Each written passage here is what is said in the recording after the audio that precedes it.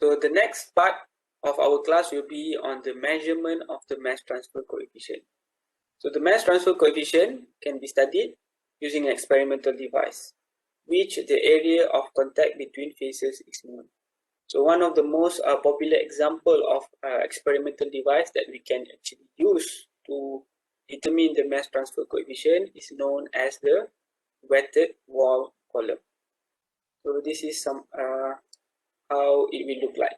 Okay, so when you have gas in, gas out, liquid in, liquid out, so based on the interaction, you can actually find the mass transfer coefficient. So the description for a wetted column is that it is a vertical tube, which means that emitting liquid at the top and causing it to flow downwards along the inside of the wall, and under the influence of gravity means that for admitting gas to the inside of the tube where it flows to the tower in contact with the liquid. Okay, so basically you will have your gas inlet and liquid inlet on the opposite direction, and when they contact each other, by using dimensional analysis, we can actually find the mass transfer coefficient. Okay, so that is the explanation on our wetted column.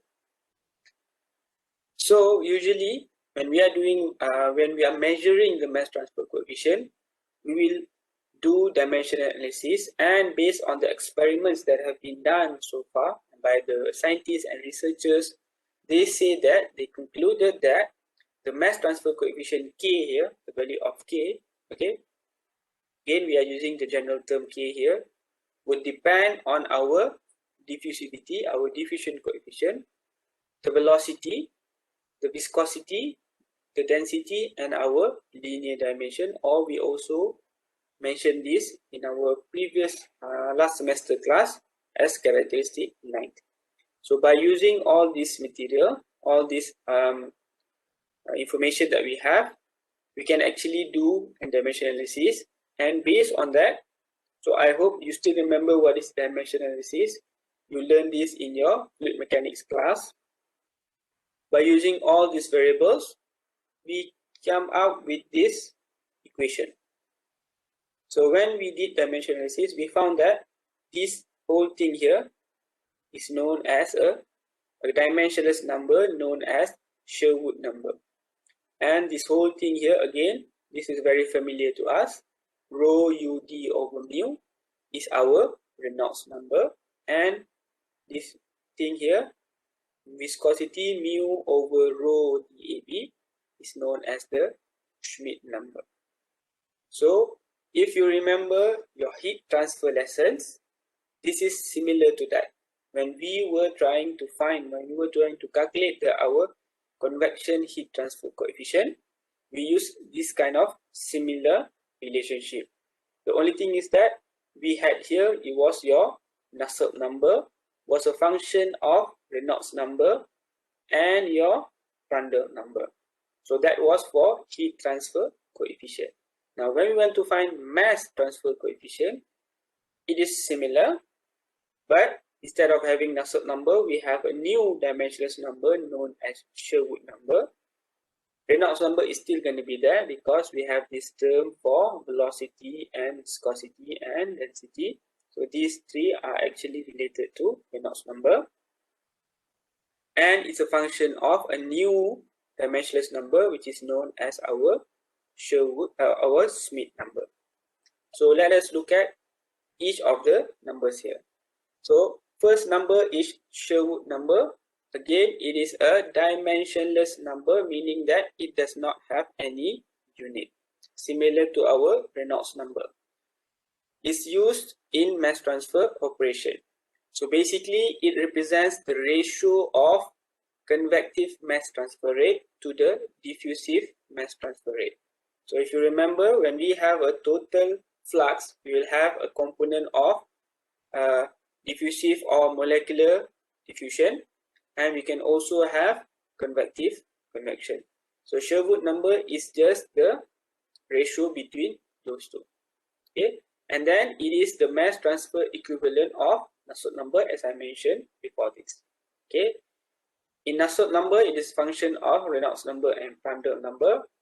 it is for Sherwood number is a function of Reynolds number and Schmidt number. So the second one is that Schmidt number is actually just the ratio of kinematic viscosity to molecular diffusivity, or your diffusion coefficient. So it deals with the viscosity over diffusion coefficient. Now again, remember, you have your kinematic viscosity and you can also have your dynamic viscosity, and these two are related by density, right? So kinematic viscosity is actually equal to dynamic viscosity over density. So based on whatever information you have, you can actually change dynamic viscosity to kinematic viscosity, or kinematic viscosity to dynamic viscosity. So this dimensionless number is used to characterize fluid flow in which there are simultaneous momentum and mass transfer convection process. So when we are dealing with momentum, we are talking about our viscosity.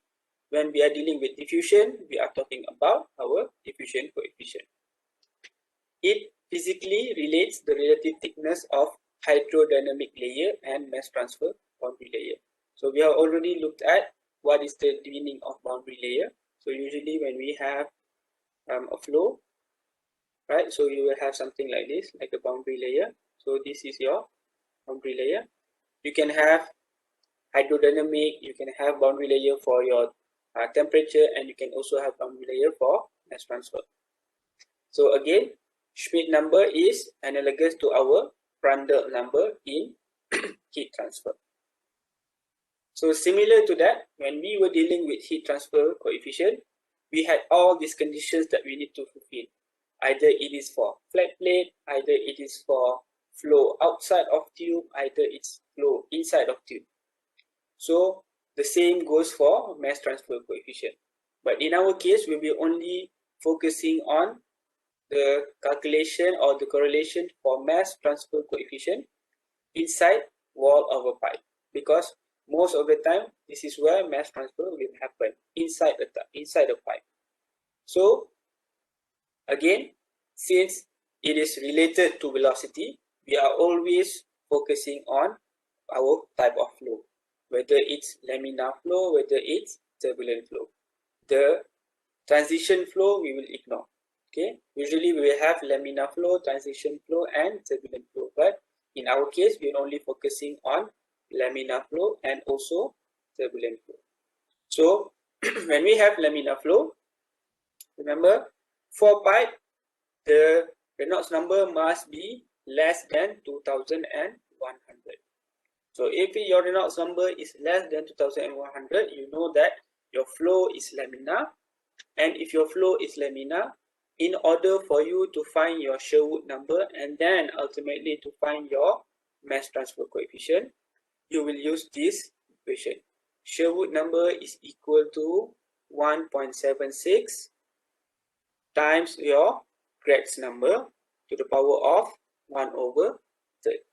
And the Greg's number can be defined as either your m dot is your mass flow rate, DAB is your diffusion coefficient, L is your length of the tube, and rho is your density of your material. Or this is also something like this: pi/4 times Reynolds number times Schmidt's number. D is your, usually in the tube, will be your diameter, and L is again your length.